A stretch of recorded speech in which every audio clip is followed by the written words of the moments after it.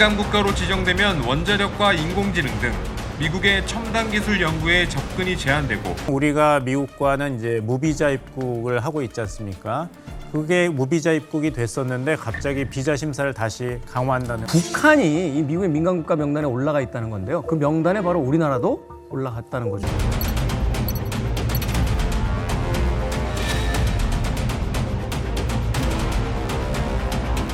우리나라를 민감국가 명단에 포함했다는 겁니다. 미국은 불안정하거나 위협이 되는 국가를 민감 국가로 분류하는데요. 미국 에너지부가 다음 달부터 한국을 민감 국가로 분류하는 방안을 검토 중인 것으로 전해졌습니다.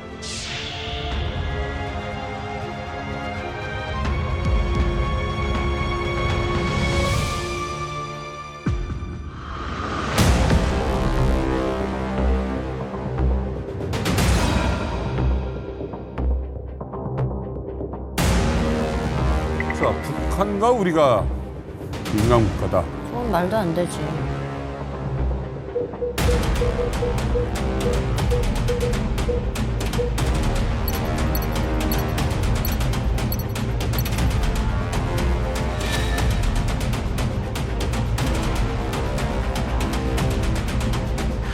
자, 과연 문제는 뭘까요?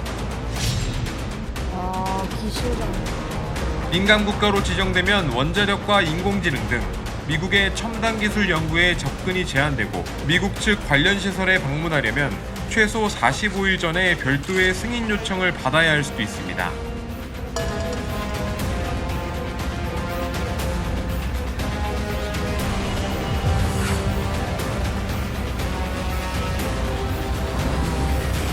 민감국가. 네. 어떤 느낌이세요?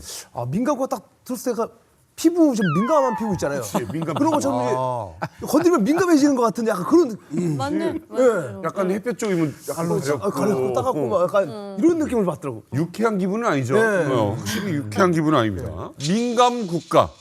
이거 참 듣기에도 애매합니다. 미국이 우리나라를 불편해하는 건가? 이런 생각도 좀 들기도 하고요. 네, 더군다나요. 이 민간국가라는 그 표현, 그 정의에 따른 어떤 등재도 굉장히 곤혹스럽습니다만 같이 리스트에 올라 있는 국가가 더 곤혹스럽게 우리를 만듭니다. 바로 북한이 이 미국의 민간국가 명단에 올라가 있다는 건데요. 그 명단에 바로 우리나라도 올라갔다는 거죠. 말도 안 돼. 그 때문에 미국이 우리를 북한과 동급으로 취급하는 게 아니냐 하는 좀 극단적인 어떤 평가들까지 나오고 있는데 민감국가 명단에 포함이 됐다는 건 정말 민감한 일입니다. 일단 이 민감국가라는 리스트를 어디서 누가 왜 어떤 목적으로 관리하는지 좀 알아야 되잖아요. 네. 미국 정부 부처 중에 DOE라고 있습니다. Department of Energy. 그러니까 우리말로 표현하면 에너지부예요. 말 그대로 에너지와 관련된 정책을 총괄하는 부서인데 에너지부에서 만들어서 관리하는 게 Sensitive Countries List, 민감 국가 목록을 지정해서 관리를 하는 거예요. 그러니까 일종의 미 정부에게 워닝을, 경고를 주는 건데 이 민감 국가 목록에 등재되는 이유는 정말 다양합니다. 에너지부이기 때문에 에너지, 원자력 기술과 관련된 것들, 그다음에 뭐 국내 정세가 굉장히 불안정하거나 내전이 있거나 다양한 이슈로 이 에너지부가 민간국가 목록에 각 등급별로 지정을 하는 겁니다. 앞서서 많은 뭐 언론에서 한때 북한과 동급 아니냐라고 했는데 그 팩트는 동급은 아닙니다. 네네. 왜냐하면 이 SCL, Sensitive Countries 리스트에도 여러 가지 이제 레벨과 등급이 있거든요. 네. 북한이나 이란 이런 데는 뭐 이 테러리스트 국가에 네. 들어가 있고 아니면 중국 같은 경우는 위험 국가 혹은 테러 지원 국가에 분류가 되는 고위험 국가들은 따로 있고요. 네. 그 중에서 이제 우리나라는 가장 마지막에 기타 지정 국가라는 그 항목에 들어가 있고요. 일단은 등재는 됐지만 미국이 조금 주시해 보겠다라는 의미의 기타 지정 국가에 현재는 들어가 있는 그런 상황입니다. 그걸 에너지부가 한다고요? 에너지부가 합니다. 대만도 포함이 되어 있네요? 대만도 포함이 되어 있고 이스라엘도 미국과 우방국이잖아요. 그런데 이 SCL 민감 국가 목록에 포함이 되어 있습니다. 그런데 또 한 가지 또 흥미로운 건 이걸 트럼프 정부에서 지정한 걸로 다들 오해를 하는데 바이든 전 대통령이 임기를 마치기 직전에 바이든 정부 하에서 한국을 이 민감 국가 목록에 등재해놓고 퇴임을 해버린 일이라 바이든 정부는 왜 우리 뒤통수를 쳤지라는 의문부터 트럼프 현 정부는 이거 우리가 한 거 아닌데라는 일까지 뭐 차차 이야기 나눠보면 우리 이만가 재밌겠는데요. 이거 공부되는 날인데 오늘. 방금 이제 김진 기자가 이야기해준 부분이 어떻게 보면 이제 핵심일 수 있어요. 왜냐하면 이제 조 바이든 행정부에서 임기 말에 지정을 했는데 민감 국가로 지금 트럼프 행정부가 들어오면서 조 바이든 행정부를 거의 전면 부정하듯이 그 바이든 행정부 시절에 있었던 여러 가지 정책들 다 폐기시켰거든요.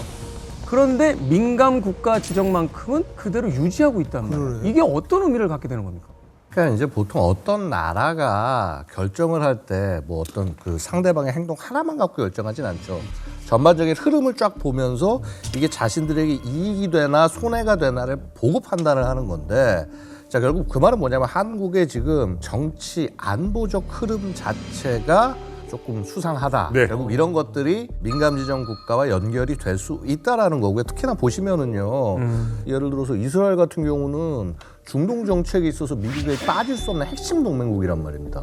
인도도 마찬가지. 인도도 지금 중국 대항하면서 우리 쿼드 얘기하면서 굉장히 중요한 국가인데 그럼에도 불구하고 들어갔다라는 거는 뭐냐 하면 결국은 이 우호국가냐 아니냐가 기준이 아니라 결국 이 DOE, 이 에너지부 혹은 미국이 정해놓은 규칙 밖에서 움직이는 것이 아니냐. 이 규칙을 위반했거나 혹은 할 가능성이 높기 때문에 이 나라를 민감 국가로 지정을 해서 관리해야겠다. 이렇게 본 거라고 볼 수 있고요. 다만 그나마 한 가지 다행인 거는 이게 일단 에너지부의 결정이에요. 관할 하에서만 지금 제한이 걸린 거고 그나마 다행인 거는 이게 미국 정부, 전 정부적 차원에서 제한이 걸리게 되면 이거는 정말 더 큰일 나는 일이거든요. 그래서 그런 흐름이 있다고 볼 수 있어요. 양호쌤 조금 경고 하나 드리고 가겠습니다. 지금 일단 김종민 씨가 머리 긁었다는 건 설명이 어려웠다는 얘기. 이해를 행복도 못했구나. 대상으로 지금했어요. 그죠? 예, 너무 고학력입니다. 약간 좀 어렵다는 생각 안 하셨습니까? 이거보다 더 쉽게 설명. 이거보다 더 쉽게 설명.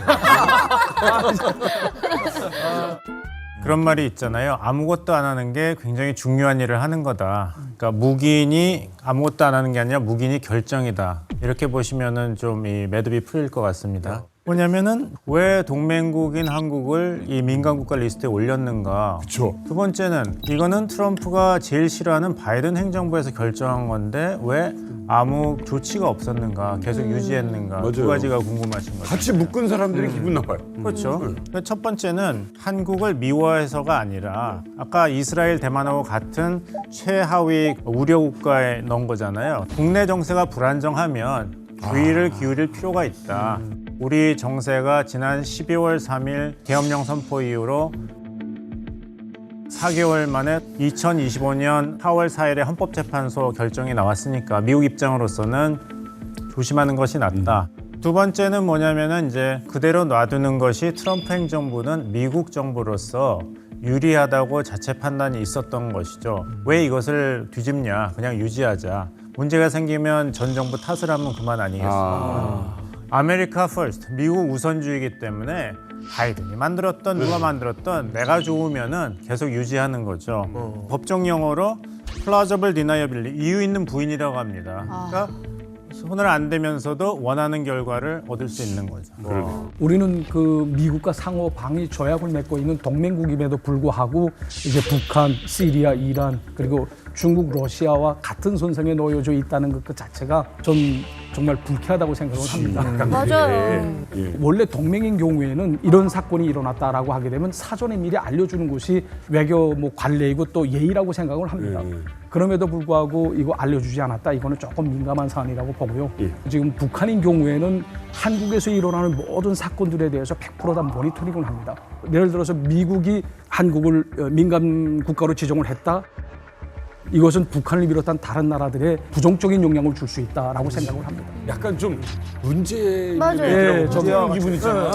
네, 네. 미국이 마치 하느님을 믿지 못하는 것처럼 그러니까 신뢰를 이렇게 되고 못한다. 뭐 이런. 약간 문제가 있다. 네. 이게 북한이 다 위에 있기 때문에 그런 거 아닌가 싶기도 하고요. 그런데요, 이런 어떤 사전적 정의 민감 국가로서의 우리의 위치보다도 더 중요한 것이 있습니다. 바로 현실적인 어떤 제재 사항들이 생긴다는 건데, 뭐 원전이라든지 AI 같은 이 첨단 기술 분야에 대해서 협력이 제한된다거나 혹은 정보 교류에 있어서도 서로 이제 그 예전처럼 자유롭게 오갈 수 없는 그런 상황이 만들어진다는 겁니다. 왜 우리가 이런 민간국가에 지정이 됐는지를 또 역으로 추측을 좀 해볼 수 있을 것 같은데요. 그렇죠. 사실은 많은 국민들이 좀 걱정하셨을 것 같아요. 시청자분들께서도 우리 민간국가 지정되면 네. 큰일 나는 거 아니야? 라고 네, 걱정하실 네. 텐데 민간국가에 등재되면 뭐가 안 좋냐? 네. 불편해요. 우리 연구원들이 불편함을 감수해야 하는 문제가 이 민간국가 등재 정도의 문제예요. 뭐냐면 에너지부 산하에 수많은 연구 부서들이 있습니다. 우리나라에 한 2,000명 되는 정부 관리 그다음에 연구진들이 함께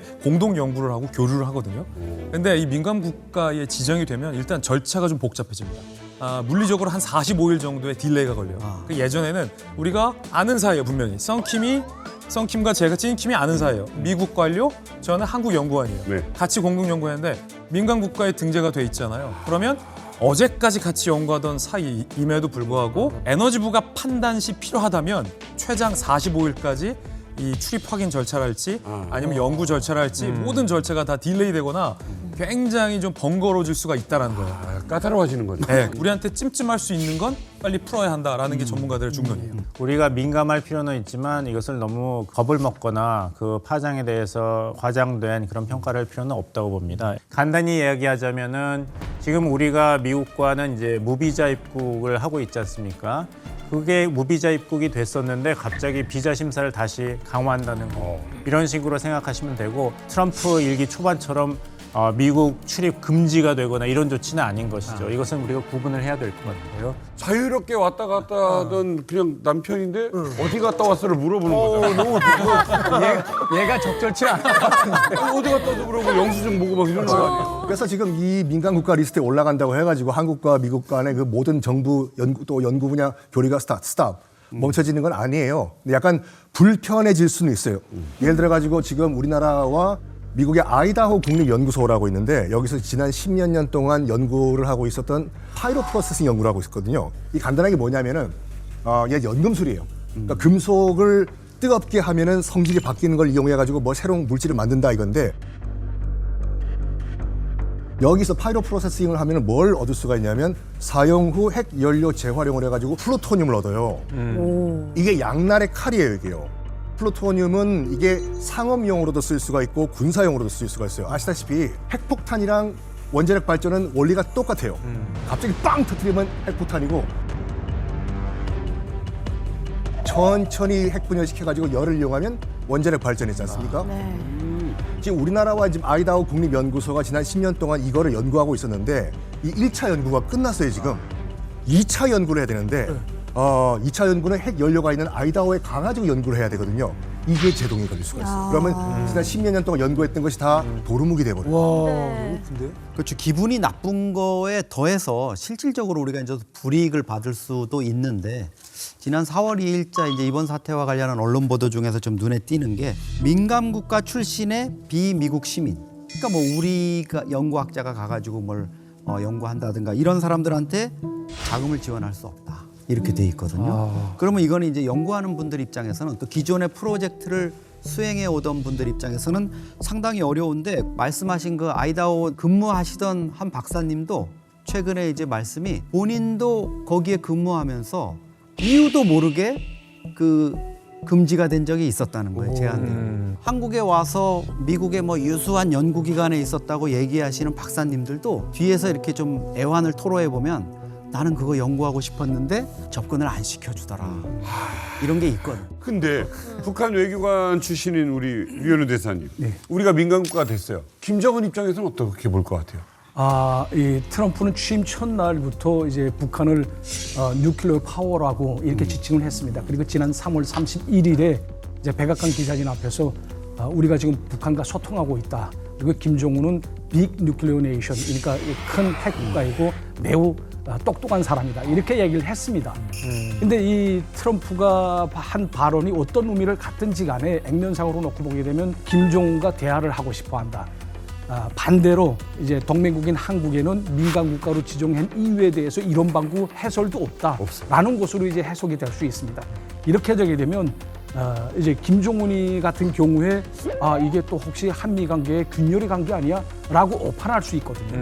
예. 근데 이게 그 빅누클리어 네이션 뭐 혹은 뭐 누클리어 파워 북한은 좀 이렇게 얘기하고 뭐 굉장히 나 김정은하고 친하라고 얘기하고 접근하는 것 자체가 사실 저는 이게 트럼프의 화법이라고 봐요. 어떤? 그러니까 기본적으로 상대방하고 얘기하려고 할 때 띄워주고 너 대단하네. 그러니까 너 나 만나. 이게 뭐 북한을 핵 보유국으로 그러니까 유엔과 NPT에서는 핵 보유국으로 본다 이런 의미가 아니라 그래 뭐 핵 갖고 있는 거 알겠어. 그래 김정은 나랑 얘기 잘했지 너. 나가서 얘기하자. 이 정도의 의미인데 우리가 자꾸 이제 단어 하나하나 뉘앙스 하나하나에 굉장히 좀 우리는 화가 날 수 있잖아요. 야, 이거 우리끼리 우리 깐부 아니냐? 뭐 이랬는데 죄송한데 이게 트럼프 스타일이에요. 우리가 이거를 이 얘기 하나하나를 좀 이해하고 활용하는 그런 지혜가 더 필요한 게 아닌가 생각이 듭니다. 말하자면 시장에서 협상의 어떤 기술을 강단에서 교수의 어떤 화법으로 분석하는 듯한 그런 지금 상황이다. 장사건 화법이거든요. 그러니까 이게 그럼 언급이 북한의 실질적인 또는 공식적 지위에 관한 언급이 아니라 이렇게 띄워놓는 겁니다. 이 문제, 이 엄청난 문제를 해결할 수 있는 사람 나밖에 없어라고 할 때 엄청 키워주거든요. 근데 정작 협상에 딱 들어가서 북한이 당신 나보고 뭐 빅 뉴클리어 네이션이라고 그러지 않았느냐? 딱 웃기고 있네. 넌 이쑤시개라면 우린 삼나무야. 까불지 마. 이렇게 할 사람이라는 거예요. 내가 그 양욱 동무하고 우리 진중국 동무에게 이런 얘기를 하고 싶습니다. 개나 밟는 소리 하지 마. 아무리 이 짭조근과 이 트럼프 형님의 사이를 시기 질투한다 해도 저는 트럼프 형님과 4번째 만남이 되는 그날까지 사인을 보내고 시그널을 보낼 겁니다. 짝사랑에 빠진 남자. 우리가 자, 근데 이쯤에서 가장 궁금한 게 있습니다. 왜 미국이 갑자기 우리를 민감 국가로 지정을 했느냐? 참 이제 제일 곤란한 게 내가 누구한테 찍힌 것 같은데 왜 찍혔는지 모를 것 같아. 우리를 왜 민감 국가에 받아? 그러는 거예요? 맞아, 누가 또 야 너 뭐 때문에 찍힌 것 같아 하고 설명해줘도 전혀 위로도 안 되고 설명도 안 되는 거. 지금 우리 외교부 입장이 그런 것 같습니다. 외교부 공식 입장을 좀 봐야 되는데 신흥 과학기술 그러니까 뭐 AI니 뭐 첨단 이런 기술이 급부상하니까 지금 기술 지원 여기에 이제 미국이 좀 민감하게 대응을 하면서 기술 보안을 전체적으로 좀 검토 강화하면서 이번 일이 나왔다. 그러니까 요는 뭐냐 하면 뭐 핵 개발이나 뭐 이런 여러 가지 뭐 우리에 대한 시선, 우리 국내의 뭐 계엄이나 탄핵 사태 이런 것들이 아니라 미국 입장에서 봤을 때는 한국이 자국의 어떤 국익을 침해하는 보안 관련 사항 몇 가지가 좀 이렇게 포착이 됐다 이렇게 느낀 것 같고 그래서 우리를 민감 국가로 이렇게 반영을 한 것 같습니다. 아니 그럼 대체 우리나라가 어떤 보안 사항을 위반했다는 거예요? 그러게요. 왜 우리나라를 그 리스트에 올렸을까? 추론이 가능한 한 사건이 있었습니다. 그 미 에너지부 감사관실이 지난 2024년 상반기에 미국 의회에 제출한 보고서가 하나 있어요. 이 보고서를 보면 어떤 한 사건이 발생하는데 에너지부 산하에 17개의 국립연구소가 있는데 아이다호 국립연구소가 있습니다. 여기가 얼마나 상징적인 연구소냐면은 히로시마와 나가사키에 원자폭탄을 떨어뜨렸을 때만 하더라도 핵은 무기로만 쓸 수 있다라는 인식이 있었어요. 이거를 아이젠하워 대통령이 이걸 상업적으로 한번 바꿔보자 선언을 해가지고 이 연구소에서 1955년에 처음으로 원자력으로 전기를 생산해요. 그러니까 지금 전 세계에 있는 모든 원자력 발전의 아버지예요. 근데 문제가 뭐냐면 이 아이다호 국립연구소에서 계약직 연구원으로 근무하던 우리나라 연구원 한 명이 민감한 핵 원자로 관련된 소프트웨어를 노트북에 다운받아서 한국행 비행기를 타려고 하다가 딱 걸리는 사건이 발생해요. 최근이네? 그러니까요.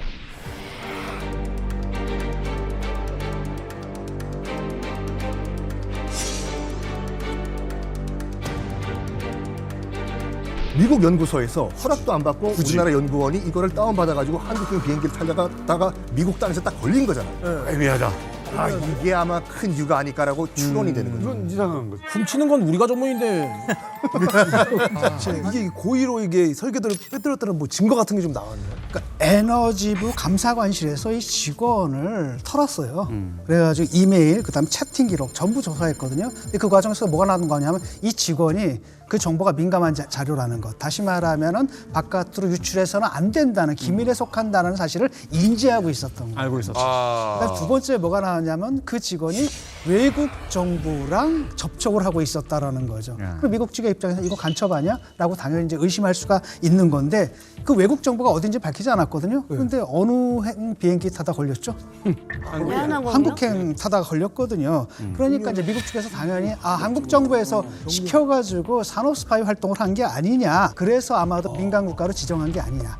근데 오해가 아니라 이거는 이건 뭐 어떻게 쉴드를 쳐주기가 약간 이게 왔다가 애매해지는 예를 들어서 상황이 뭐 되는 그러니까 이제 두 가지 해석이 가능한 게 뭐냐면은 만약 해당 직원이 개인이익 추구 차원에서 어떤 사적 기관에게 그것을 팔려고 핵심 기술을 팔려고 했다면은 이제 어떤 국가를 새로 민간 국가로 지정하는 일은 없겠죠. 근데 만약에 그것을 구매하겠다는 주체가 정부였다면, 특히 한국 정부였다는 의심이라든지 증거를 미국이 가지고 있다면 이건 스토리가 완전히 달라지는 것이죠. 외교부에서는 계속 얘기하는 거는 이거 보안, 개인의 일탈이다. 국가 대 국가 문제는 아니다고 하는데 지금 현재 연방수사국과 국도안보수사국이 이 사건을 공동 수사 중이라고 하는데 만약에 심각한 문제가 증명이 된다면 한국 정부 입장은 더 곤란해지는 것이고 만약에 수사 결과 한국 정부의 개입이 없었다 그러면 우리가 좀 더 당당하게 따질 수 있는 것이고 그래서 제가 좀 취재를 해봤습니다. 만약에 이 원자로 신기술을 도둑질하는 배후에 한국 정부가 있기 때문에 민간 국가에 올렸다면 other designated country, 그러니까 기타 국가에 올리는 걸로 안 끝납니다. 제가 취재한 바에 따르면 한국 정부랑 미국 정부가 이 사건 초기에 이것과 관련된 오해를 아주 초기에 해소했다라는 걸 제가 얘기를 들었거든요. 그러니까 한국 정부가 배후에 있었다라고 미국 측도 의심한 바가 없었고 이분이 그 도급 직원이에요. 에너지부의 도급 직원. 그러니까 도급 직원의 계약과 관련된 프리랜서 업무를 하다가 이제 민감한 아까 원전 설계로와 연루돼 있는 통제 자료가 USB에 포함이 돼서 그게 이제 유출이 됐던 건데 이게 의도적인 유출인지에 대해서도 미 정부가 아직 판단하지 않은 상황이에요. 우리나라의 이제 미국 대사, 신임 미국 대사의 대리 역할을 맡고 있는 조셉 윤 대사 대리가 미국에서 인터뷰를 했어요. 그 민간 국가 그거는 it's not a big deal. 전혀 중요한 문제 아니다라고 하면서 그러면 도대체 뭐 때문에 이런 걸 지정했냐라고 하니까 주미 대사 대리가 이런 얘기를 했어요. 워낙 에너지부 산하 연구소에 한국 엘리트들이 많고 오고 가는 직원들이 많다 보니까 보안 이슈들이 누적이 돼서 일종의 경고 차원에서 에너지부 자체와 에너지부 산하에 있는 연구기관 보안 등급에 대한 경고 차원에서 이게 이루어진 거다. 자, 그런데요, 이 원자로 설계도 유출뿐만이 아닙니다. 2024년 7월에 또 다른 사건이 있었는데 미국의 보안 문제로 큰 이슈가 된 사건이 있었죠. 바로 수미 테리 사건입니다. 미국 연방 검찰이 한국계 미국인 수미 테리 연구원을 긴급 체포했습니다. 자, 무슨 사건일까요? 수미 테리.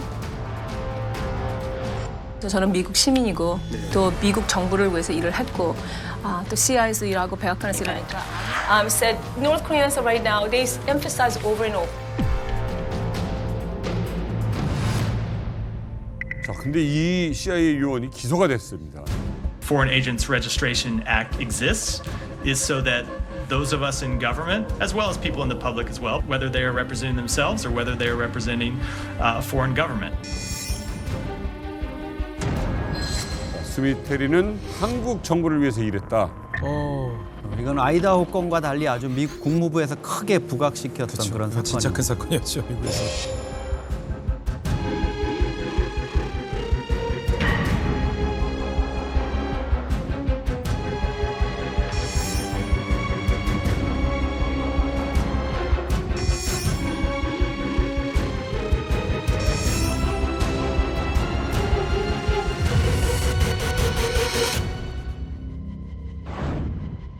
무슨 사건이에요, 이게? 이 사건은 지금 뭐 민간 국가 사건 차원의 문제가 아니라 미국 내에서 훨씬 더 크게 일부러 미 정부가 문제를 삼았던 사건입니다.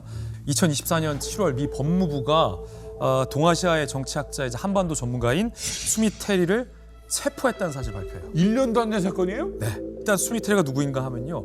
한국계예요. 그리고 이북 출신의 조부모를 둔 한국계 미국인이고 대북 분석관이자 연구관이고 CIA에서도 근무를 했던 동아시아 또 뭐 안보 통입니다. 전문가네요. 한반도 전문가라고 볼 수 있어요. 그런데 미 검찰 공소장에 의하면 MB 정부가 출범했던 2008년에 이 수미테리가 우리 국정원 요원을 만난 사실이 미국 내에서 문제가 됩니다.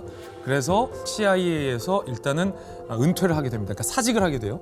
CIA 나왔는데도 불구하고 뭐 일종의 어떤 규정상의 위반이지 불법을 행하거나 체포될 일은 아니었기 때문에 그때 당시에는 미국 내에서 한반도 전문가로 맹활약을 했습니다. 그때 당시에는. 이제 오바마 행정부 때는 이제 백악관 국가안보회의 NSC라고 하죠. 거기서 이제 한국, 일본, 오세아니아 담당 국장으로 일을 해요. 그리고 나온 다음에 이제 한반도 전문가, 특히 이제 대북 전문가로 활동을 하는데 이 수미테리가 이제 우리 언론에 크게 노출이 된 계기가 2004년도 5월이었어요. 제주도에서 평화와 번영을 위한 제주 포럼이 열렸는데 여기서 연사로 나갑니다. 바이든 행정부 때는 한국이 자체 핵 개발을 못할 것이다.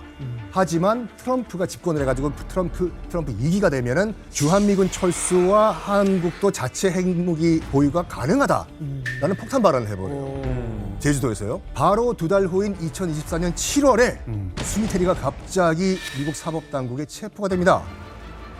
정민 씨, 무슨 혐의로 체포됐을까요? 와, 글쎄요. 이름만 들어도 약간 좀 미스테리한 느낌이 조금 있긴. 미스테리한 느낌이 조금 있긴. 수미테리. 수미스테리. 그러네. 수미스테리. 근데 이제 그 이른바 한국 정부를 위해서 일을 했다 이건데 불법적으로. 아니 CIA 일하는 사람이 국정원 만나는 게 자기 일하는 거 아닌가? 이게 그게 있어요, 이게요. 그러니까 미국은 로비스트가 합법인 나라예요. 근데 등록을 해야 돼요. 근데 등록을 안 하고 이제 그 로비 활동을 하면 이게 불법이거든요. 외국인 등록을 안 하고 간단히 말해서 로비스트로 등록을 안 하고 외국 정부를 위해서 일했다 이거거든요. 근데 이제 그 증거로 제시한 사진이 2장 있습니다. 국정원 직원과 만나는 모습인데 첫 번째 사진이 이제 2020년 8월에 뉴욕의 고급 레스토랑에서 국정원 요원이 이제 수미테리에게 얼마인지는 모르지만 명품 가방을 전달하고 밥을 사주는 모습이에요. 아까 식당은 되게 비싼 식당 같아요. 비싼 식당이에요. 두 번째 사진은 2021년 4월인데 워싱턴에 있는 명품 매장에서 $3,450, 약 한 450만 원이죠. 상당히 핸드백을 선물 받는 장면인데 이 2번뿐만 아니라 10년에 걸쳐가지고 국정원 요원을 무려 40회가량 만났다가 미국 측 주장입니다. 일단 기소장에 따르면 수미테리가 국정원 요원에게 그 미국 정부의 비공개 정보를 넘겨주는 일을 했고요. 또 다른 한편으로는 미국 정부 고위 관계자, 그다음에 전문가와의 만남을 주선하기도 했고, 또 다른 한편으로는 공개적으로 이제 한국 정부 입장을 옹호하는 그런 이제 집필 활동, 강연 활동 같은 걸 했다라고 얘기를 합니다. 근데 보니까 이제 만난 게 국정원 블랙 요원이 아니라 이제 화이트 요원인 것 같아요. 그러니까 그냥 그 사람들 다 보는 데서 만나기도 하고 카드 쓰고 이런 거를 볼 때 그러니까 미국 정부에서도 그렇게 해서 간첩죄로 기소한 건 아니고요. 그러니까 로비스트라면 등록을 하고 해야 되는데 그 부분 때문에 이제 기소를 한 걸로 좀 알고 있습니다.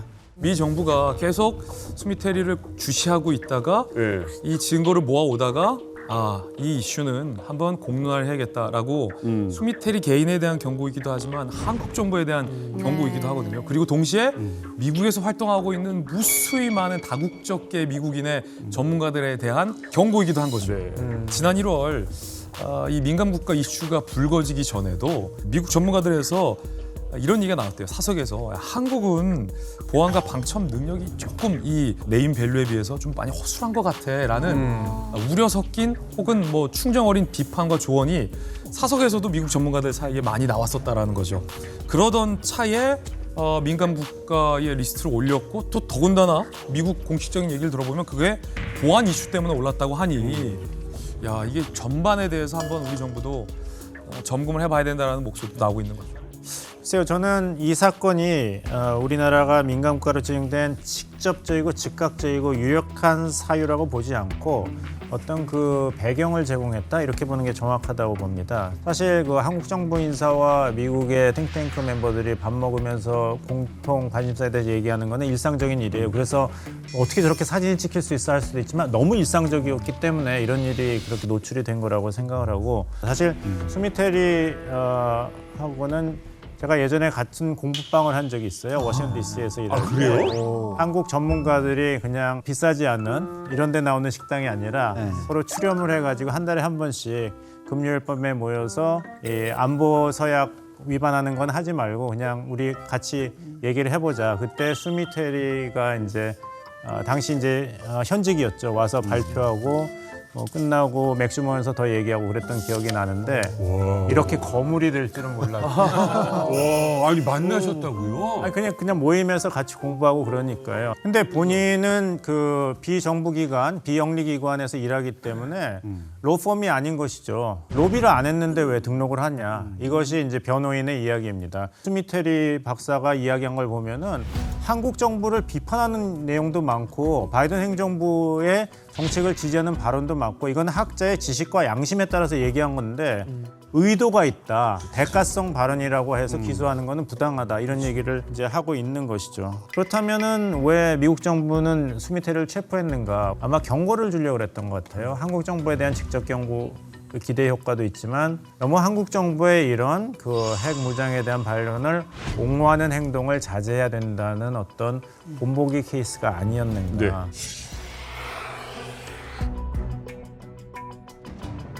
우리나라를 미국이 민감 국가로 이번에 지정한 결정적인 이유는 한국 정계에서 또 정부 차원에서도 핵 독자 개발에 대해서 강하게 얘기한 것이 빈번하게 일어났던 것이 직접적인 원인이라고 생각합니다. 미국이 우리나라를 민감 국가로 지정한 이유 중에 하나는 결국은 핵 확산 문제 관련된 우려가 있다라는 거 아니냐. 그런데 우리나라는 좀 북한처럼 핵이 있는 게 아니잖아요. 우리가 핵은 없는데 핵에 대한 어떤 우리의 열망이나 희망 이런 거를 좀 암시하거나 내비치는 그런 강한 시그널을 좀 주기는 줬죠. 많이 했죠. 2022년 2월에 우크라이나전이 터지면서 우크라이나가 저게 옛날에 핵을 어마어마하게 갖고 있던 건데 내놓더니 저런 꼴을 당하네? 이런 게 있었고 또 당시에 푸틴이 계속 이제 우리 핵을 좀 쓸 수 있다고 협박을 하는 상황이었잖아요. 그러니까 우리 국내에 이제 안보 문제를 좀 중시하는 그룹에서 본격적으로 목소리를 내기 시작했어요. 2023년 그때쯤에. 그리고 국회 내부에서도 일부 의원들이 그 핵 관련한 핵 보유 어떻게 해야 되나 뭐 이런 논의도 있었고 이랬는데 미국이 그걸 이제 주시를 하고 있었겠죠. 그리고 거기에 이제 결정적인 불을 당긴 게 사실 윤석열 당시 대통령이 2023년 1월 뭐 이 여간에 핵과 관련해 가지고 정말 놀라운 발언을 합니다. 그 당시에 한미가 미국의 핵 전력을 공동 기획, 공동 연습하는 개념으로 운용하는 방안을 논의하고 있다 이랬는데 이게 말하자면 미국의 핵을 한미가 마치 공동으로 운용하는 것 같은 이런 인상을 줬어요. 국내 이제 여론에는 윤 대통령이 며칠 뒤에 대한민국에 그럼 전술핵을 재배치해 주든지 아니면 우리 자신이 자체 핵을 보유할 수 있다. 이렇게 얘기하면서 이제 전달이 됩니다. 그럼 그거겠다. 그러니까 이제 미국 입장에서는 사실은 이게 합의가 된 부분이면 모르겠습니다만 그렇지 않다면 굉장히 좀 불쾌하거나 좀 당황스럽게 느꼈을 그럴 가능성도 있는데요. 제가 볼 때는 뭐 핵 공유를 한다든지 이런 것들이 사실은 별 의미가 없는 게 어차피 단추를 같이 누르는데 미국이 안 눌러주면 못 누르는 거거든요. 이것조차도. 그런데 계속 국민들이 이제 불안해하고 이러다 보니까 그걸 갖다 만회한답시고 좀 말을 강하게 했는데 적어도 핵을 가진 나라는요 다른 나라랑 공유한다는 건 있을 수가 없는 거예요. 미국이 왜 핵을 다른 나라와 공유를 해요? 미국에 이런 말이 있습니다. 핵무기는 대통령의 무기라고 해요. 프레지던스 웨폰이라고 해서 미국 대통령만 사용할 수 있어요. 자국 국민과도 공유를 안 해요. 그 당시 이제 어떤 말이 나왔냐면 나토 봐라. 나토도 미국과 핵 공유를 하지 않냐 얘기 나오는데 이것도 큰 오인 게 뭐냐면 나토와 미국은 핵 공유하지 않습니다. 핵무기 사용권은 미국이 갖고 있고 독일과 같은 나토 국가는 이걸 실현하려는 폭격기만 제공을 해요. 자, 앞뒤를 좀 알려드릴게요. 제가 사실 이 발언을 할 때 직접 이 발언을 들었어요. 그다음에 되게 죄송한 말씀인데 어떻게 보면 이 발언이 나오게 된 게 이제 제가 당시에 이 회의에 토론자로 참석을 해서 제 답변과 관련해서 나온 그래요? 답변입니다. 이게 뭐냐면요, 이거예요. 당시에 이제 1부로 국방부 장관, 외교부 장관 업무 보고하고 난 다음에 2부가 토론이었어요. 토론하면서 각 분야에서 뭐가 문제가 있고 이거 어떻게 해결할 거냐 질문하면은 해당 부처의 장관이나 혹은 국장이 국실장이 대답하는 그런 형식이었는데 제가 한 질문이 그거예요. 야, 북한이 뭐 이렇게 핵 비약적으로 늘린다고 그러는데 확정 깨고 정말 제대로 지킬 수 있어? 이거 확신할 수 있어? 국방부 정말 자신 있게 얘기할 수 있어? 라고 얘기를 하니까 국방부가 하는 답변은 맨날 여태까지 했던 뻔한 답변 소리 하는 거예요. 여태까지 했던 소리. 그러고 이제 지나가고 나면서 그거에 대한 보완 발언으로 갑자기 이제 대통령이 이제 여기에 관해서 얘기를 좀 약간 급발진식으로 한 거예요. 많이 얘기를 한 건데 당시 제가 얘기를 들었을 때는 이게 핵 무장을 하겠다고 얘기한 것이 아니라요. 야, 우리가 하려면 할 수도 있는데 너희를 믿으니까 미국 너희를 믿으니까 안 하겠다라는 얘기를 한 겁니다. 당시에 대통령 발언이 핵 무장을 하겠다라는 것은 아니지만 일종의 그런 뉘앙스를 미국에 전달하면서 안 도와주면 우리도 우리 길 갈 수 있다라는 현장에 계셨으니까. 예, 그런 이제 경고의 뜻이 살짝 담겨 있었던 거라고 생각을 하고요. 그럼 결국 뭐냐면 이거예요. 특히나 바이든 정부 같이 비확산에 굉장히 민감한 핵 무기 늘어나는 거에 되게 막 반대하는 정부에서는 핵 좀 도와주라고 하면 화들짝 화를 내고 안 도와줘요. 진짜 정작 민감한 건 미국이네. 백악관으로 복귀하는 조 바이든 미국 대통령이 기자의 질문에 단호하게 대답합니다. President Biden, are you discussing joint nuclear exercises with South Korea right now? 우리가 이게 지금 핵무장 때문에 뭐 민간 국가 이렇게 지정된 거 아니냐라고 하는데 혹시 민간 국가라는 지정은 우리가 지금 처음 이렇게 당한 건가요? 아니에요. 과거에도 민간 국가에 2번 정도 등재됐다가 그거를 해제했었던 적도 있었습니다. 1988년 10월에 공개된 미국 회계감사원 GAO의 보고서에서 그 근거를 찾아볼 수 있는데요. 이 보고서를 보면 1980년대에 핵무기 관련된 연구소 방문객 통계 부분에 한국이 민간 국가 중 한 곳으로 올라와 있어요. 그리고 그 이후에 1996년 한참이 지난 뒤에 역시나 GAO 보고서에도 한국이 민간 국가로 포함돼 있었다는 점이 명시돼 있었습니다. 그러니까 2차례 정도 공개된 자료에 따르면 민간 국가에 등재됐다가 우리가 이걸 해제한 바도 있어요. 결국은 핵 얘기잖아요. 그때는 1980년대부터 1990년대까지 아마 민간 국가에 우리 정부가 등재돼 있던 이유는 당시에 1970년대 초부터 당시 박정희 정권이 추진했었던 핵 개발이라는 실체가 있었던 거예요. 주한미군을 철수하려고 했으니까. 그 당시 북한은 우리를 무력 침공하려고 했으니까 그거에 대해서 미국이 굉장히 민감해했고 사전에 그 정보를 알고 있었죠. 그러니까 그때는 한국이 독자적으로 핵을 개발하려 한다라는 움직임이라는 그 실체가 있었기 때문에 그 핵 개발에 대한 워닝으로서 민간 국가에 등재됐던 건 맞아요. 내가 볼 때는 몇 차례 우리나라에서 그 핵연료 유출이 있었어요. 이거는 왜냐하면 딱 유출하게 빼게 되면 바로 핵 무기를 만들 수 있는 거거든요. 아주 소량이지만 몇 차례 있었거든요. 이런 부분들 굉장히 민감하게 보는 거고 93년에 박정희랑 전혀 상관없잖아요. 93년부터 90년까지. 그러니까 몇 차례 있었는데 그런 것들이 이제 의심을 사는 거죠. 18, working hard.